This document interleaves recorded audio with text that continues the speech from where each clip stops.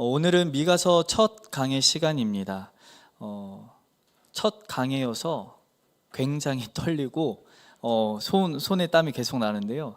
오늘 먼저 그의 배경은 어떠했는지, 그 사람의 삶은 어떠했는지, 어떤 시대 배경을 타고 났는지 좀 살펴보면서 1절부터 7절까지를 좀 살펴보도록 하겠습니다. 오늘 본문에서 그의 배경에 관해서 굉장히 짧게 한마디로 끝을 내고 있습니다.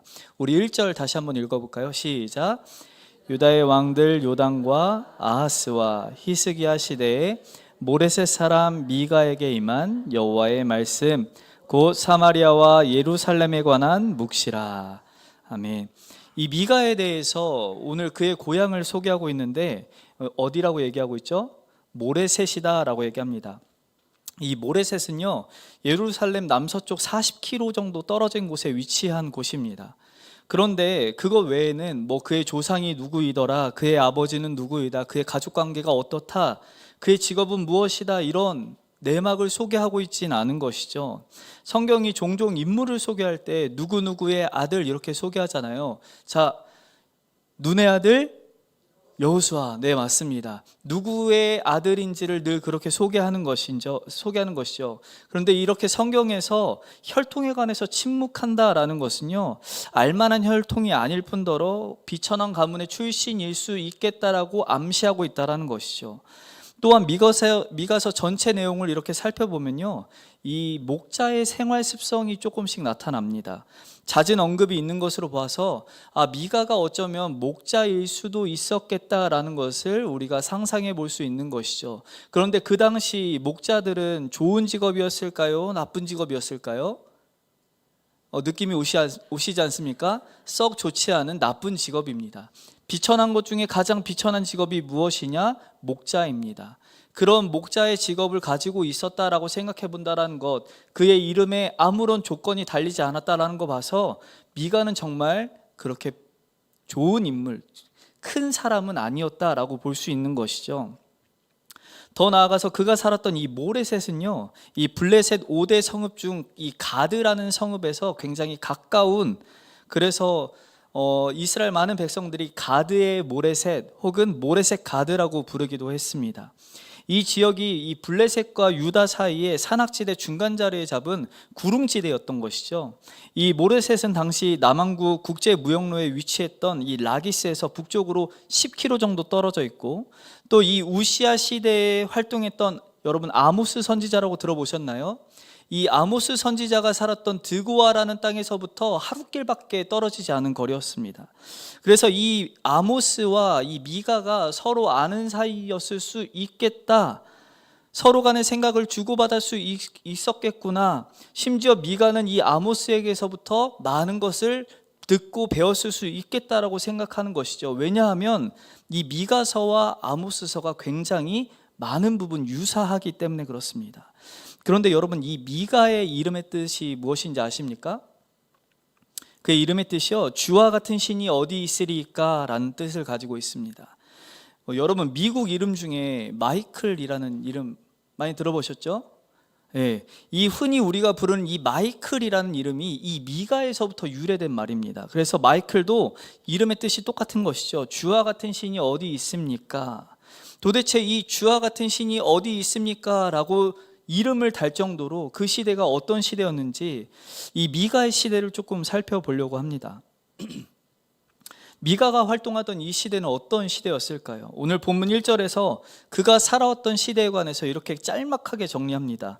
유다의 왕들 요담과 아하스와 히스기야 시대, 요담과 아하스와 히스기야 시대, 이렇게 짤막하게 정리를 했습니다. 미가가 살아왔던 시대는 자기가 3명의 왕을 거쳐왔다라는 것이죠.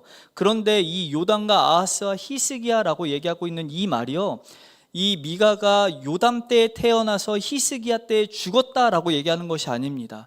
어느 날 태어나서 살아가고 있는 중에 하나님께서 요담이 왕으로 등극했을 그 시점에 미가를 선지자로 부르셨고, 그 시대를 바라보며 선지자로서 활동하게 하시고 히스기야 때 그 선지자의 역할을 마쳤다라는 것이죠. 그래서 하나님께서 이 요담의 시대부터 히스기야 시대까지 미가를 통한 시각과 생각으로 하나님께서 하고자 하는 말씀이 담겨 있다라는 것이죠. 그래서 이 미가서를 충분히 이해하려고 한다면 어떤 것을 봐야 되겠습니까?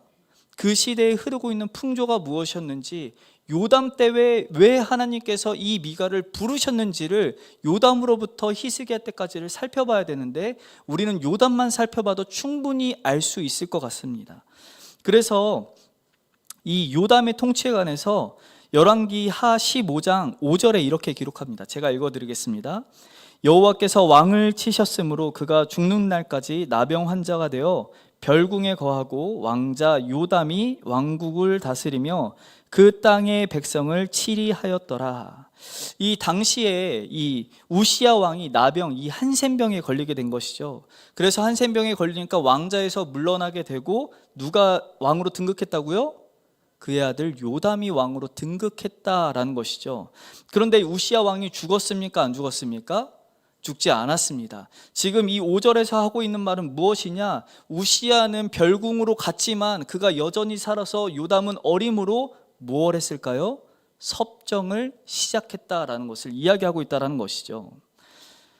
요담 뒤에서, 그 어린 요담 뒤에서 왕으로서 섭정을 치리하기 시작했습니다. 우시야의 그 시대에서 이 요담으로 넘어간 것이 아니라 우시야의 시대가 여전히 이어지고 있었던 시대라는 것이죠. 이 우시야의 시대는 어떤 시대였는가? 이 남왕국 유다, 이 우시야가 북왕국 요아스의 아들 여로보암 2세와 함께 통치하던 시대입니다. 그래서 양국 모두가 경제적으로 부흥하고 아주 이 황금기와 같은 시대를 맞이했던 때가 이 우시야 시대요, 북왕국 이스라엘에겐 여로보암 2세 시대였던 것이죠. 정치적으로 경제적으로 모두가 안정되었던 시기입니다. 특별히 이 팔레스타인 지역에서 가장 큰 위협이라고 할 수 있을 이 이집트, 아시리아, 그리고 아람 등이요, 서로 세력 싸움이 너무 극심하다 보니까 모두 국력이 쇠약해진 상태였습니다. 이런 국제 정세를 잘 알고 있었던 이 여로보암 2세가 이 재기할 수 있도록 발판을 만들어 놓고 올라가는 것이죠. 여로보암 2세는 이 아시리아의 공격으로 인해서 어려워졌던 이 아람을 장악하기 시작합니다. 그들을 공격하고 다메섹을 포함해서 가나안 북쪽 경계 땅이었던 이 하맛 어기부터 남쪽에 있었던 아라밧 바다 그 이 사해까지 모든 영토를 확장해 나가는 부흥의 시기를 겪었다라는 것이죠. 북이스라엘이 다른 전쟁으로 힘써 애쓰고 있으니까 남유다는 전쟁이 있을까요? 없을까요? 없었습니다. 평안한 것이죠. 그래서 이 우시야가 이 틈을 이용해서요 30만 명의 군대를 동원하기 시작합니다.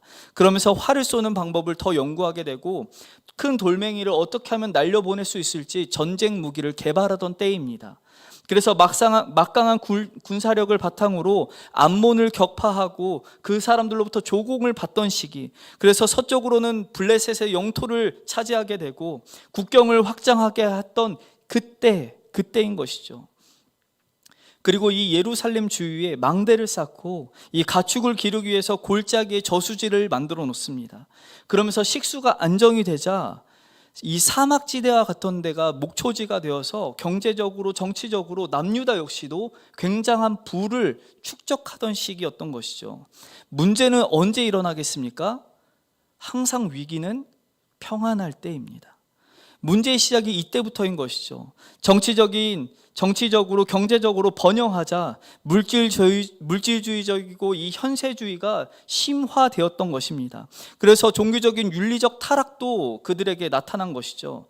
그래서 미가서, 이사야, 호세야, 아모스 모두가 같은 말을 그 시대에 동시대에 하고 있다는 것이죠. 형식적으로는 예배를 드리는 그 예배자의 모습을 갖고 있으나 그 마음에는 여전히 문제가 있는 종교적인 타락이 일어나고 있다는 것입니다. 참되고 순수해야 할 이 예배의 시간에 사사로운 이익을 추구하기 위해서 기회를 삼고 종교 지도자들은 타락하여서 사람들을 착취하고 있는 그 모습을 보며 선지자들이 꾸짖기 시작한다는 것이죠. 그들의 타락에 관해서 이 요담의 왕 말년에 성경이 이렇게 기록하고 있습니다. 열왕기하 15장 34절 35절입니다. 요담이 그의 아버지 우시야의 모든 행위대로 여호와께서 보시기에 정직히 행하였으나 오직 산당을 제거하지 아니하였으므로 백성이 여전히 그 산당에서 제사를 드리며 분향하였더라. 요담이 여호와의 성전의 윗문을 건축하니라. 참 잘했던 것 같습니다. 여호와의 칭찬이 있습니다. 그가 여호와 보시기에 정직히 행하였다라고 얘기했는데 무엇을 하지 못했다라고 얘기합니까? 산당을 제거했다고요? 제거하지 못했다라고 얘기하는 것이죠. 하나님께서 경제적인 부흥도, 군사적인 안녕도, 정치적인 안녕도 모두 다 주셨다라고 생각하고 여호와를 믿고 따랐지만 끝내 산당은 없애지 아니했다. 이 흐름이 요담부터 시작해서 히스기야 때까지, 그래서 히스기야 말년에 했던 일이 무엇입니까? 산당을 제거하는 일이었습니다. 그럼 그 시대 동안 얼마나 많은 산당들 안에서 예배드리며 우상을 섬겼겠습니까? 그런가 하면 그 당시 또 문제가 무엇이었을까요? 이런 경제적인 번영이 일어나고, 이런 경제적인 번영이 일어나자 필연적으로 사회적 정의가 사라지기 시작했다는 것입니다. 경제적으로 번영하면 오히려 사회가 안전하고 안녕이 있을 거라고 생각했지만 반대였던 것이죠. 번영이 오히려 경제적인 불평등을 더 심각하게 만들고 탐욕과 착취를 초래하는 역설적인 상황이 나타났다라는 것입니다. 타락으로 인한 인간의 부패한 본성이요, 이기적이어가지고 이 번영이 인간의 탐욕을 촉진한 것이죠. 만족을 모르는 이 소유로 가득한 욕심이 득실득실한 모습이 나타났다라는 것입니다. 이 번영의 역설을 이야기하고 있는 것이죠. 경제적인 발전과 번영이 거의 예외 없이 무엇으로 이루어지겠습니까? 그 끝이 도덕적인 방종과 영적인 퇴보를 불러일으키는 것입니다. 미가가 있었던 당시 시대가 이러했다라는 것이죠. 그래서 미가는 탐욕으로 인해서 이웃을 착취의 대상으로 여기는 죄를 비판하고 있습니다. 농업과 목축 생활을 중심으로 했는데 경제에서 바뀌어 나가면서 상업을 위주로 하는 경제가 바뀌기 시작했습니다. 물물 경제였던 대신에 이젠 화폐를 사용하는 경제로 시스템이 전환되었습니다. 그렇게 되자 어떤 일이 발생했을까요? 거대한 부를 착취하는 소수의 사람들이 생겨났다라는 것이죠. 이 소수의 사람들이 생겨나자 독점하게 되고 이 빈부의 격차가 더 확실하게 벌어졌다라는 것입니다.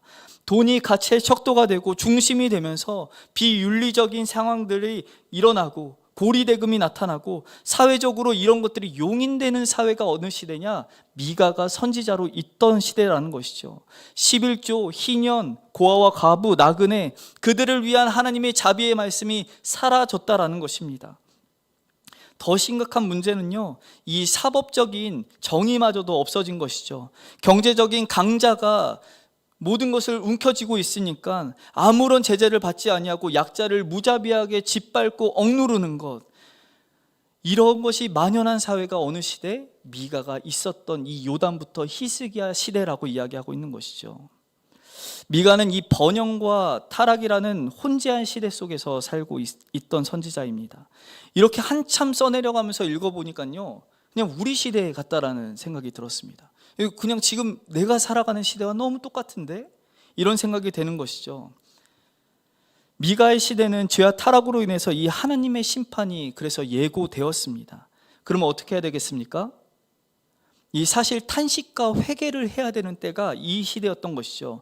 그럼에도 불구하고 사람들은 자신의 부가, 자신의 명예와 권력이 자신을 안전하게 한다라는 이 거짓 안전에 의해서 향락에 빠지고 다가올 심판에 대해서는 귀가 멀고 눈이 멀었던 것이죠.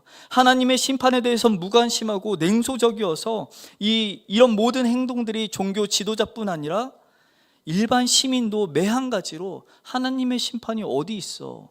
우리 이렇게 평안하잖아 라고 얘기하는 것이죠. 그럼에도 불구하고 오늘 미가는 하나님의 임박한 심판이 우리 눈앞에 있다, 하나님의 심판이 있으니 지금 당장 우리는 회개해야 된다라고 외치고 있는 것이죠. 죄 가운데서 돈과 쾌락만을 추구하는 백성들이 깨닫지 못하고 있을 뿐 심판은 가차없이 우리에게 다가오고 있으니 지금 이 심판을 어찌해야 될까? 너희들 고민해보라는 것이죠. 그렇다면 이 정해진 심판을 어떻게 해야 되겠습니까? 담담히 받아들여야 할까요? 아닙니다. 심판에 대한 예언은 이 포로로 끌려가기 전에 이 유다 백성들에게 회개를 촉구하기 위함이었고, 포로 후에 돌아오는 백성들에게 이 글이 읽힘으로 하나님의 심판이 왜 이렇게 이루어졌는지 그 정당성을 이야기하면서 회개를 통하여 다시금 회복을 소망하게 하는 하나님의 메시지였다라고 이야기하는 것이죠. 다시 말해서 미가의 심판에 대한 가장 근본적인 이해는 심판의 예고가 하나님을 향한 소망을 붙들라 그 말씀이 함께 내재되어 있음을 우리가 기억해야 된다는 것이죠. 그래서 이 미가서를 세 부분으로 우린 구분해 볼 수 있습니다.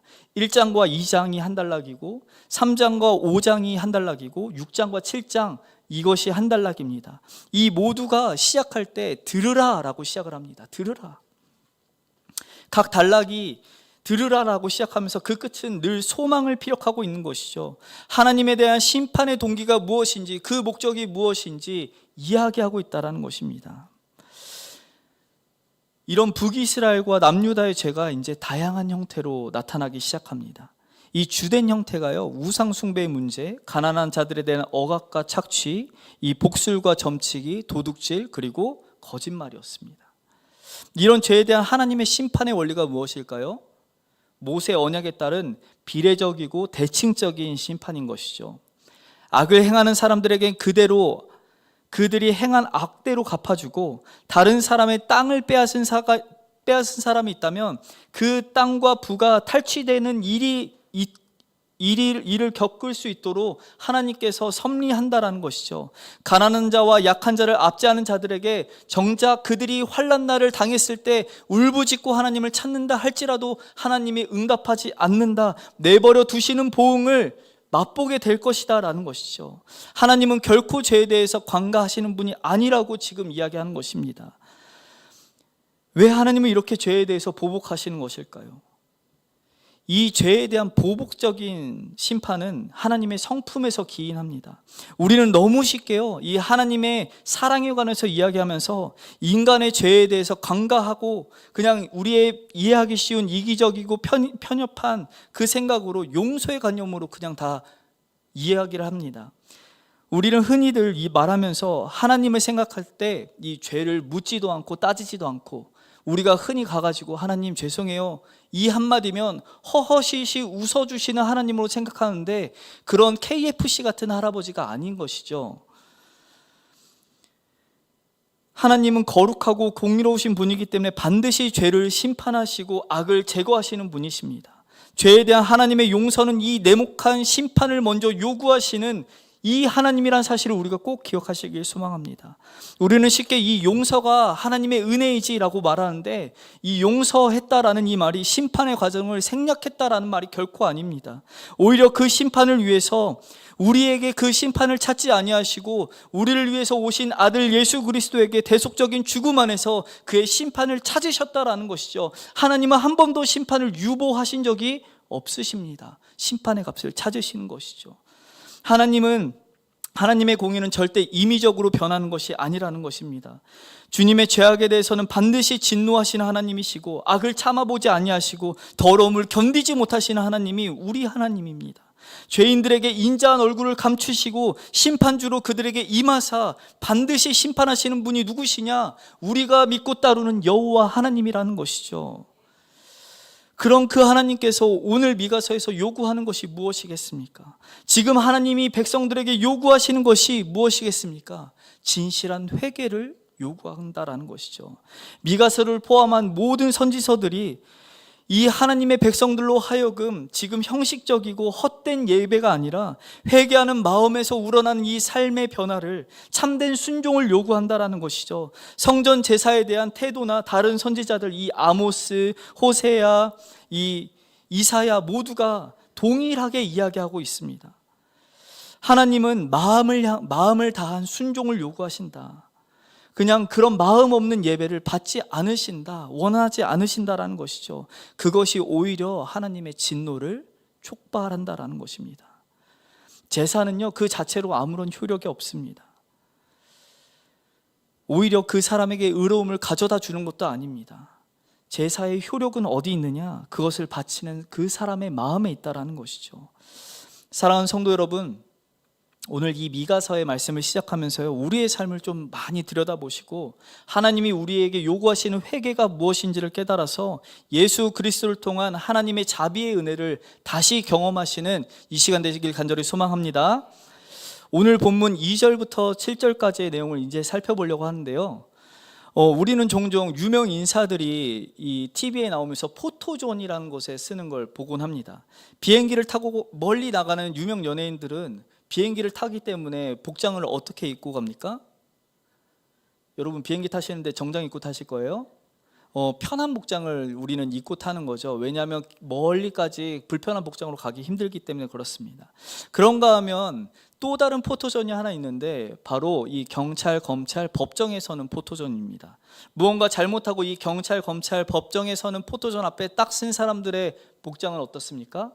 하나같이 깔끔하게 차려입은 편한 복장이 아니고 갖추어진 복장을 입고 등장하는 것이죠.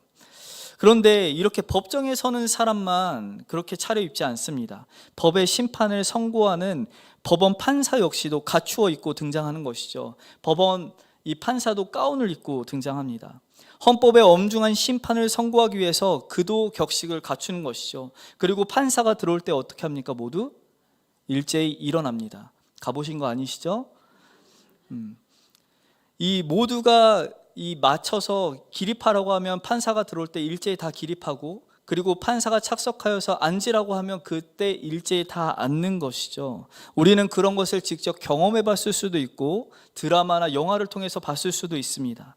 그런데 오늘 2절에서 백성들아 너희는 다 들을지어다 라고 얘기하면서 이 법정이 지금 선포되고 있다, 법정이 열렸다라는 것을 하나님이 선포하고 있다라는 것이죠. 법정이 열렸고 그 법정에서 왜 유다와 사마리아 사람들이 하나님의 심판을 당해야 되는지 알려주기 시작한다라는 것이죠. 이 심판의 선고를 위해서 법정에 들어오시면서 모두에게 착석해 앉아서 들어보라 라고 이야기하는 것입니다. 법정에서 죄를 선고하기 위해서 무엇이 필요할까요? 증거가 필요한 것이죠. 증거 없이는요, 무죄 추정의 원칙에 의해서 모두가 다 뭐입니까? 무죄입니다. 그런데 법정이 열리고 하나님께서 온 이스라엘 백성들과 피조물들에게 들으라 라고 얘기하시는 것은 뭐가 있기 때문에 들으라고 얘기하시는 거예요? 확실한 죄의 증거가 있기 때문에 이제 들으라고 얘기하시는 것이죠. 분명하고 확실한 하나님의 심판이 증거로 인해서 선고되고 있으니 그 말을 들으라라는 신호탄을 지금 쏘고 있다는 것입니다. 그런데 이 심판을 하고 있는 주체자가 누구입니까? 심판자요, 재판관이 누구입니까? 바로 온 땅의 창조주이시고 이스라엘의 하나님이신 재판관이 오셨다라는 것이죠. 하나님이 재판관으로 오셨다라는 것입니다. 그 주님께서 법정에 입장하셨습니다. 그런데 이 주님의 법정은 어디에 위치하고 있습니까? 3절입니다. 우리 함께 읽어보겠습니다. 시작. 여호와께서 그의 처소에서 나오시고 강림하사 땅의 높은 곳을 밟으실 것이라. 아멘. 땅의 높은 곳을 밟으신다라고 이야기하고 있습니다. 땅의 높은 곳이 어느 곳인가? 이 지리와 지형상으로 높았던 이 이스라엘과 유다 땅을 이야기할 수도 있고요. 그런가 하면 고개를 늘 땅에 쳐박고 살던 이스라엘 백성들에게 고개만 들기만 하면 이방 우상 신전들이 산 중턱에 있었기 때문에 그 산 중턱을 이야기하고 있다라고 얘기할 수도 있는 것이죠. 다시 말해서 이방 신전을 이야기하고 있다라고 얘기할 수 있는 것이죠. 그런가 하면 이미 높아질 대로 높아진 이스라엘의 교만한 마음을 이야기할 수도 있습니다. 이방 신전이든 아니면 이스라엘 지형상 땅이든 아니면 교만한 마음이든 해석을 어떤 것으로 하든지 상관없습니다. 모두가 맞는 것일 수 있습니다. 그런데 오늘 본문에서 다루고 있는 이 높은 곳은 이방 신전으로 보입니다. 그런데 조금 더 특이한 것은 이 미가가 이야기하고 있는 이 우상 숭배가 이루어지고 있는 이 이방 신전이 어디냐, 이 높은 곳이 어디냐라는 것인 것이죠. 2절과 5절을 우리 다시 한번 읽어볼까요? 시작. 백성들아 너희는 다 들을지어다. 땅과 거기에 있는 모든 것들아 자세히 들을지어다. 주 여호와께서 너희에게 대하여 증언하시되 곧 주께서 성전에서 그리하실 것이니라. 5절입니다. 이는 다 야곱의 허물로 말미암음이요 이스라엘 족속의 죄로 야곱의 허물이 무엇이냐? 사마리아가 아니냐? 유다의 산당이 무엇이냐? 예루살렘이 아니냐? 2절에서 주님께서 성전에서 증언하신다라고 얘기하고 있는데 5절에서는 그 증언하시는 성전이 무엇이라고 표현하고 있습니까? 산당이라고 표현하는 것이죠. 지금 우상 숭배가 이루어지고 있는 그 산당이 어디냐? 하나님이 높은 곳에서 지려밟고 있는 그곳이 어디냐? 예루살렘 성전이다 라고 얘기하고 있는 것이죠. 다시 말해서 지리와 지형에도 높은 곳에 있고 하나님께서 이스라엘 백성들의 우상 숭배가 이루어지는 곳이고 예루살렘 성전에서 하나님이 지금 심판을 선고하고 있다라는 것이죠. 그런데 우리가 생각할 때 예루살렘에서 심판 선고하는 게 대수로운 건가요? 라고 물음표를 찍어 볼 수 있습니다. 제가 그렇게 찍어 봤기 때문에 그렇습니다. 이게 대단한가? 그런데요, 이스라엘 백성들의 입장으로 여러분 한번 돌아가 보십시오. 예루살렘은요, 그들에게 무엇입니까? 전부입니다. 예루살렘 중심으로만 살았던 사람들인 것이죠. 솔로몬 이후에 이스라엘이 남과 북으로 나뉠 때 북이스라엘의 왕이었던 이 여로보암이 가장 고심했던 것이 무엇입니까? 이 북이스라엘 사람들이 예배를 드리러 이 남쪽 예루살렘 성으로 갈까봐 늘 고심했던 것이죠. 그래서 그가 선택한 방법이 무엇입니까? 열왕기상 12장 27절부터 28절입니다. 제가 읽겠습니다. 만일 이 백성이 예루살렘에 있는 여호와의 성전에 제사를 드리고자 하여 올라가면 이 백성의 마음이 유다 왕 된 그들의 주 르호보암에게로 돌아가서 나를 죽이고 유다의 왕 르호보암에게로 돌아가리로다 하고 이에 계획하고 두 금송아지를 만들고 무리에게 말하기를 너희가 다시는 예루살렘에 올라갈 것이 없도다. 이스라엘아, 이는 너희를 애굽 땅에서 인도하여 올린 너희들의 신이라 하고. 이스라엘 백성들의 삶의 중심에 무엇이 있다고요? 예루살렘 성전이 있었다고요. 예루살렘 성전을 대신해 줄 것을 찾다 보니까요, 세긴과 브누엘에게 이 금송아지를 만들어 놓고 여기서 예루살렘처럼 예배해라라고 얘기한 것이죠. 그런데 이런 성전 중심 생활이 이때만 이어졌습니까? 신약에 넘어와서 예수님이 계신 당시에서도 이 예루살렘 성전은 너무 중요했던 것이죠. 그래서 사마리아의 여인이 이렇게 고백합니다. 요한복음 4장 20절입니다. 우리 조상들은 이 산에서 예배하였는데 당신들의 말은 예배할 곳이 예루살렘에 있다 하더이다. 무슨 말일까요? 그때에도 여전히 예루살렘은 중요한 근거가 되었다라는 것이죠. 이스라엘 모든 백성들의 삶의 중심에는 예루살렘이 자리하고 있었습니다. 누구도 함부로 건드릴 수 없는 성역인 것이죠. 그곳이 바로 예루살렘 성전입니다. 심지어 성전에서 행해지는 모든 일은 건들 수도 없습니다. 누구 하나 토를 단 적이 없는 것이죠. 왜 그랬을까요? 성전에 누가 계시기 때문에? 하나님이 계시기 때문에, 하나님의 이름으로 하나님께서 행하셨을 것이라고 생각했기 때문에 누구도 그 일에 대해서 토를 다지 아니하고 그 일을 감당해 냈던 것이죠. 솔로몬도 이 예루살렘을 향해서 이렇게 고백합니다. 열왕기상 8장 29절입니다. 주께서 전에 말씀하시기를 내 이름이 거기 있으리라 하신 곳 이 성전을 향하여 주의 눈이 주야로 보시오며 주의 종이 이곳을 향하여 비는 기도를 들으시옵소서. 성전이 어떤 곳입니까? 하나님이 이스라엘을 지키고 보호하시며 이스라엘의 기도를 들으시는 곳. 다시 말해서 하나님이 이스라엘과 함께 있다라는 임마누엘의 하나님을 경험케 하는 곳이 어디냐? 이 예루살렘 성전이라는 곳이죠. 누구도 그곳을 의심하지 않고 있을 그때 주님께서는 뭐라 얘기하십니까? 산당이다 라고 얘기하는 것이죠. 적어도 예루살렘 성전에 관해서 한 번도 문제 삼지 않았고 의심치 않았는데 주님은 그렇게 신성시 여겼던 이 예루살렘 성전을 향해서 우상 숭배가 일어나고 있는 산당이다, 한마디로 등잔밑이 어둡다라는 것이죠. 등잔밑이 어두워서 보지 못했는데 제일 신성시 여겼고 건들 수 없었던 그 성역을 들춰보니 죄악의 전염병이, 이 죽음의 병균들이 심장부였다. 그 죽음의 병균들의 심장부로 이 예루살렘 성전이 쓰이고 있었다라고 얘기하는 것이죠. 어쩌면 오늘 우리에게 이 예루살렘 성전과 같은 하나님의 임재의 상징을 가지고 있는 곳이 어디겠습니까? 하나님의 말씀이 선포되고 있는 교회라고도 볼 수 있겠죠.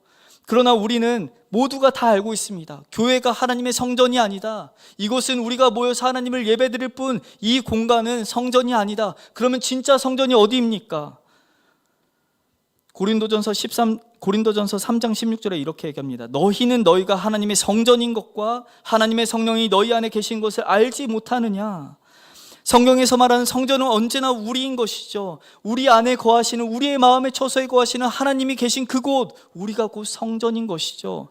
그리스도를 믿어서 성령과 날마다 함께 있는 우리의 마음이 곧 성전인데, 그런데 오늘 본문이 무엇이라고 얘기합니까? 이 성전에 죽음의 병균이 득실득실하다. 너희의 그 마음의 심장부에 죽음의 죄의 전염병이 가득하다라고 얘기하고 있는 것이죠. 그 마음에 우상숭배가 일어나고 있다는 것입니다. 팀 켈러 목사님은요, 우리 마음의 성전에 문제가 있다는 것을 이렇게 얘기합니다. 우리가 교회 성도로서 자신에게는 아무런 문제가 없다고 느끼는 일은 아주 미묘한 유혹에서 비롯된다. 이런 유혹은 사실상 가장 큰 위험이 될 수 있는데, 그 위험이란 우리가 무신론자가 되는 것이 아니라, 잘 들어보세요. 하나님과 우상이 마음속에 공존하기를 바라는 것이다. 뭐라고요? 하나님과 우상이 공존하기를 바라는 마음. 이스라엘 백성은요, 예루살렘 성전은 안전하다라고 얘기했는데 하나님의 시각 안에서 이 예루살렘은 죄의 온상이었던 것이죠. 지금 우리에게도 하나님께서 이 백성들이 범하고 있는 죄에 우리도 빠질 수 있다라고 말하고 있다라는 것이죠. 그러면 도대체 이스라엘 성전 안에는 어떤 문제가 있었던 것일까? 도대체 우리 이 교만한 마음 가운데 강림하셔서 어떤 우상숭배에 관해서 이야기하고 있는 것일까요? 오늘 본문 7절에서 그 우상숭배가 무엇이었는지 기록하고 있는데, 우리 7절도 함께 읽겠습니다. 시작. 그 새긴 우상들은 다 부서지고 그 음행의 값은 다 불살라지며 내가 그 목상들을 다 깨뜨리니 그가 기생의 값으로 모았은즉 그것이 기생의 값으로 돌아가리라. 아멘. 오늘 우상숭배가 무엇인지 이야기하고 있는데요, 음행의 값, 기생의 값이라고 이야기하고 있습니다. 무슨 말일까요? 영적인 간음의 현장이 예루살렘 성전 안에서 일어나고 있다는 것이죠. 간음은 무엇입니까? 우리가 잘 알고 있는 것처럼 하나님과 우상을 겸하여 사랑한다는 것이죠. 있을 수 없는 일입니다. 그런데 오늘 본문에서 이 미가는요, 끊임없이 이 예루살렘과 이 사마리아를 동일시 여기면서 이야기합니다. 왜 그랬을까요? 원래 이 사마리아 신앙과 이 예루살렘 신앙은 늘 대조되어 있는, 서로 대비되어 있는 신앙입니다. 그래서 사마리아는 앞서 말씀드린 것처럼 늘 금송아지 신앙 때문에 골머리를 앓았던 것이죠. 늘 금송아지를 놓고 부를 축적하기 위해서 애썼습니다. 예루살렘을 가지 않더라도 이 금송아지와 같은 부를 주는 그것을 믿고 따랐던 것이죠. 그런 신앙이 사마리아 땅 안에 있었던 신앙인데, 지금 사마리아와 예루살렘 똑같다라고 이야기하는 것은 무엇일까요? 하나님과 우상을 그렇게 겸하여 지금 예루살렘도 섬긴다라는 것이죠. 더 나아가서요, 이 음행의 값, 기생의 값이다라고 얘기했습니다. 그들이 하나님을 놔두고 우상을 섬기고 사랑한 이유가 값에 있다라는 것이죠. 값. 하나님이 아닌 우상을 섬기고 얻어내고 싶었던 무언가가 있었기 때문에 우상을 사랑했다라고 지금 이야기하고 있다는 것이죠. 이스라엘이 가나안 땅에 들어오는 첫날부터 끊임없이 싸웠던 우상이 있습니다. 그의 이름이 무엇입니까? 바알입니다. 그의 별명은 무엇이죠? 풍요의 신입니다. 부욕해하는 그 바알과 끊임없이 이스라엘은 싸웠던 것이죠. 그런데 이스라엘은 그 바알과 아세라를 사랑하고 하나님의 풍요를 누리는 것이 아니라 바알을 마음으로 숭배하면서 바알이 주는 그 음행의 값, 더러운 기생의 값으로 자신이 더 큰 부를 누리기 위해서 자신의 부를 축적하기 시작했다는 것이죠. 하나님이 주시는 부유함이 아닙니다. 주님께서 주시는 그 값비싼 은혜가 아니라 오늘 값싼 그 풍요의 신 바알이 주는 값으로 자신의 삶을 채웠다라는 것이죠. 예루살렘 성전의 겉모습은 하나님을 섬긴다라고 얘기하고 있지만 내면은 바알을 통해서 어떻게 하면 내가 부를 축적할 수 있을지를 고민한다라는 것이죠. 간음의 모습이 여기서부터 일어난다라는 것입니다. 결국 이스라엘이 사랑한 것은 무엇입니까? 한 글자입니다. 돈입니다. 돈인 것이죠. 정치적으로 안정되고 사회가 경제적으로 안녕을 찾자 이제는 하나님을 예배하고 섬기고 그렇게 살아가지만 더 평안을 누리기 위해서는 우리 돈이 있어야 되지 않겠니? 돈을 더 채워야 되지 않을까? 그러면서 어떻게 하는 거예요? 돈이 있어야 되니까 더 가난한 자를, 더 약한 자를 착취하기 시작했다라는 것이죠. 가난한 자와 고아와 과부, 나그네들을 천대하면서 하나님의 자비를 다 멀리하고 예루살렘 안에서 하나님을 예배하는 것을 가지고 폭리를 취하기 시작했다. 그러면서 하나님을 섬긴다라고 이야기한 것이죠. 이 죄의 모습이 어디까지 이어지는 줄 아십니까? 신약까지 이어져서 예수 그리스도가 불붙듯이 화를 내는 장면이 우리는 모두가 알고 있는 것이죠. 요한복음 2장 16절입니다. 비둘기 파는 사람들에게 이르시되 이것을 여기서 가져가라. 내 아버지의 집으로 장사하는 집을 만들지 말라 하시니, 예루살렘 근방에 사는 사람들을 제외하고 나서요, 이 예루살렘으로 예배 드리러 오는 사람들은 가까웠을까요? 멀었을까요? 멀었습니다. 그럼 자동차로 옵니까? 걸어옵니까? 걸어오는 것이죠. 그런데 예배에 쓸 짐승들을 데려오면 어떻게 됩니까? 짐승들을 먹일 것도 많아지고 사람들도 많아지니 힘들어지는 것이죠. 이런 것이 어려운 일이다라고 생각이 되니까 하나님도 이런 이스라엘의 어려움을 미리 아시고 신명기서에서 이미 이렇게 말씀하신 적이 있습니다. 신명기 14장 24절 26절입니다. 그러나 내 하나님 여호와께서 자기의 이름을 두시려고 택하신 곳이 내게서 너무 멀고 행로가 어려워서 내 하나님 여호와께서 그 풍부히 주신 것을 가지고 갈 수 없거든. 그것을 돈으로 바꾸어 그 돈을 싸가지고 내 하나님 여호와께서 택하신 곳으로 가서 내 마음에 원하는 모든 것을 그 돈으로 사되 소나 양이나 포도주나 독주나 내 마음에 원하는 모든 것을 구하고 거기서 내 하나님 여호와 앞에서 너와 내 권속들이 함께 먹고 즐거워할 것이며. 무슨 말일까요? 멀리서 올 때 짐승들 데려오라고요? 데려오지 말라고요? 데려오지 말라는 것입니다. 힘든 것을 뻔히 아니까 하나님이 미리 제정해 주신 것이죠. 멀리서 올 땐 돈으로 바꾸어 와라. 그 돈을 가지고 예루살렘 성전 안에서 흠이 없고 아무런 죄악이 없는 그 동물들을 사서 제사로 바쳐라 라고 얘기해 주신 것이죠. 미리 하나님이 다 준비해 두셨습니다. 그들의 편의를 위해서 동물을 준비하시고 성전 세를 낼 수 있도록 환전도 준비해 주신 것이죠. 그런데 하나님이 제정하신 이 장사를 예수님께서 화를 내십니다. 그러면서 이렇게 얘기합니다. 장사하는 집으로 만들지 말라. 같은 내용을 다루고 있는 이 마태, 마가, 누가는요, 장사하는 집이라고 얘기하지 않고 강도의 소굴로 이야기합니다. 강도의 소굴로 만들지 말라는 것이죠. 왜 그렇게 이야기하고 있을까요? 이들의 장사가 겉모습은 하나님을 위해서 예배하는 자들을 위해서 준비한 것 같으나 그들이 하고 있는 진짜 속내는 강도짓과 다름이 없는 행동이었기 때문에 주님이 이렇게 얘기하고 있다는 것이죠. 예배를 돕는다라는 명목으로 지금 도와주고는 있지만 자신의 이익을 남기고 폭리를 취하고 있다는 것이죠. 그런데 이 모든 걸 관리하는 사람들이 누구입니까? 제사장들인 것이죠. 당시 성전에서 권리금을 받고 성전 안에서 장사할 수 있도록 자리를 마련해 주던 사람들이 제사장들입니다. 장사하기 위해선 제사장 눈에 띄어야 되는데 눈에 띄는 것도 힘든데 눈에 띄었다 하더라도 이 제사장들이 뭘 요구하는 거예요? 막대한 권리금을 요구하는 것이죠. 여러분 아파트 사시죠? 아파트 안 사시는 분도 계실 텐데 요즘 아파트 보니까 장이 들어서더라고요. 제가 구역 신방을 하다 보니까요, 구역 성도님들 중에 이 아파트 장 안에 들어가서 이 권리금 자리세를 주고 장사하시는 우리 권사님들이 계세요. 근데 이 권리금이 막대한 것이죠. 이 권리금을 가지고 아파트는 아파트 지역을 뭐 이렇게 개발하는 데 쓰는데 제사장이 예배를 드리는 데 쓰는 권리금으로 막대한 것을 축적했다라는 것이죠. 자, 그러면 이 제사장들이 막대한 권리금을 받아냈으니 그것을 파는 상인들은 어떻게 하겠습니까? 싸게 내놓을까요? 비싸게 내놓을까요? 더 비싸게 내는 것이죠. 폭리를 당한 상인들이 권리금을 메우고 자신의 이득을 추구하기 위해서 그 먼 길에서 예배를 드리러 왔던 이 이스라엘 백성들을 향해서 더 큰 폭리를 취하여 이윤을 남기기 시작했다는 것이죠. 그들이 하는 행동이 하나같이 다 강도짓이었다라고 얘기하는 것입니다. 이런 문화가 예수 그리스도 당시에만 있었느냐? 아니라는 것입니다. 오늘 미가가 선포하고 있는 이 예루살렘 안에서도 이미 정착되어 있던 문화라고 얘기하는 것이죠. 하나님을 예배한다라고 말하지만 그들의 이윤을 착취하기 위해서 가난한 자를 억압하고 압제하고 고리대금을 받아서 예배드리는 것 자체가 어렵도록 만들고 죄의 전염이 싹틀 수 있도록 날마다 그곳이 우상을 숭배하는 성전이 되도록, 산당이 되도록 만들었다는 것이죠. 그들이 왜 그렇게 된 것일까요?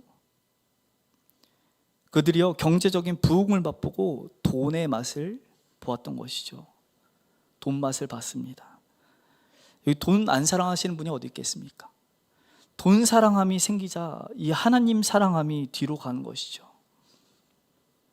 어쩌면 우리도 하나님을 이용해서 이윤 창출하고 계시지 않습니까? 그런 마음으로 우리는 예배를 드리고 기도하며 나아가고 있지는 않습니까? 그래서 성경이 돈에 관해서 뭐라고 얘기하죠? 디모데전서 6장 10절에는 이렇게 얘기합니다. 돈 사랑함이 일만하게 뿌리다. 사랑하는 제가족 여러분, 이 성도가 된다는 것은요, 단순히 교회에 출석하고 직분을 받는 이런 좁은 개념이 아닙니다. 성도가 된다는 것은 우리를 구원하신 그 예수 그리스도의 말을 따라 그 명령을 따라가는 것이고, 하나님처럼 예수님처럼 세상을 바라보고 생각할 줄 아는 사람이 된다는 것이 성도입니다. 특별히 돈에 대한 태도에 대해서도 우리 신앙이 분명히 드러나야 된다는 것이죠. 이 감리교 창시자였던 존 웨슬리가 이런 말을 남깁니다. 돈에 대한 우리의 태도야말로 우리의 중생을 입증하는 가장 중요하고 객관적인 증거이다. 그런데 이 웨슬리가 여기서 멈추지 않고 더 나아가서 이렇게 얘기합니다. 성도가 되었다고 말함에도 불구하고 돈을 바라보는 시각에 있어서 변화를 보이지 않는다면 그 중생은 거짓이다. 이 과격할 정도로 너무 많이 간 말이지만 우리가 돈 사랑함을 심각하게 한번 바라봐야 될 여지가 있는 것이죠. 그의 말이 전적으로 다 맞는 것은 아닐지라도 우리가 생각해 봐야 되는 것입니다.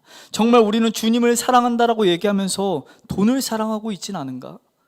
하나님이 계신 내 마음의 성전이 여전히 주님으로 가득한 것이 아니라 오늘 내 필요와 쓸 것으로 하나님에게 나아가는 것이 아니라 오늘도 세상 사람들과 같이 바알을 숭배하고 있진 않은가?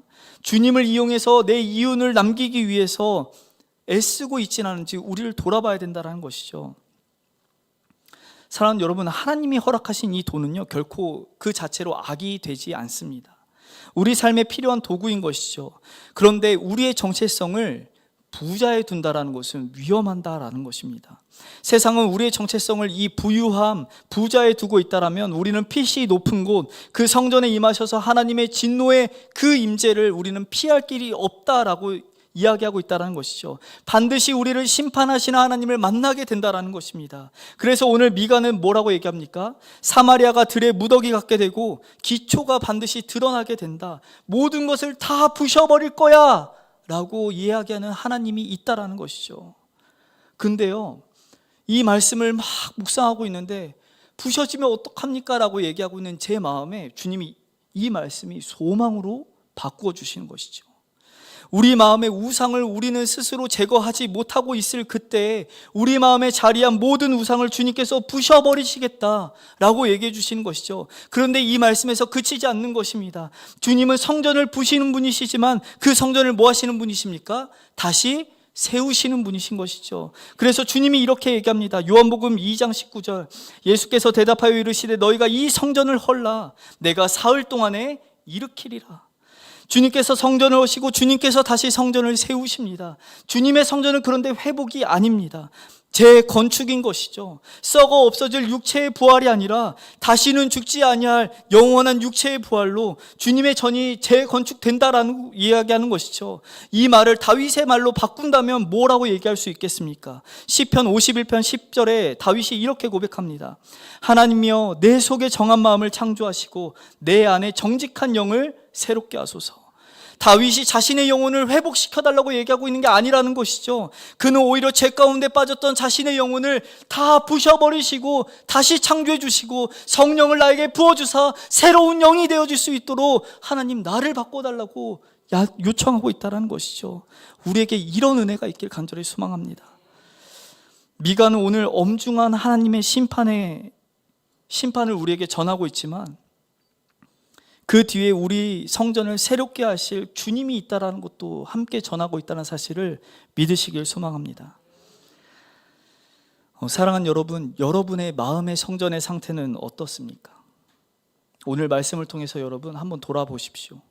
정말 이 죽음의 병균으로 물들어서 이 죄의 전염병이 가득한 우리의 마음의 성전은 아닌지, 하나님을 섬기고는 있지만 이 음행하여 돈 사랑함으로 하나님을 이용하고 있지 않은지 여러분 돌아보시길 소망합니다. 오늘 이 주님의 엄중한 심판 앞에서 죄악으로 물들어버린 우리의 모든 마음의 성전을 다 허물어 버리시고 다시 우리 구주 예수 그리스도로 성전을 재건축하시고 그 성전에서 우리에게 영생을 주실 뿐만 아니라 그 아들 예수 그리스도가 가지고 있는 모든 부유함을 우리에게 주고 계신 그 하나님의 사랑 안에 거하시는 우리 모두가 되길 간절히 소망합니다.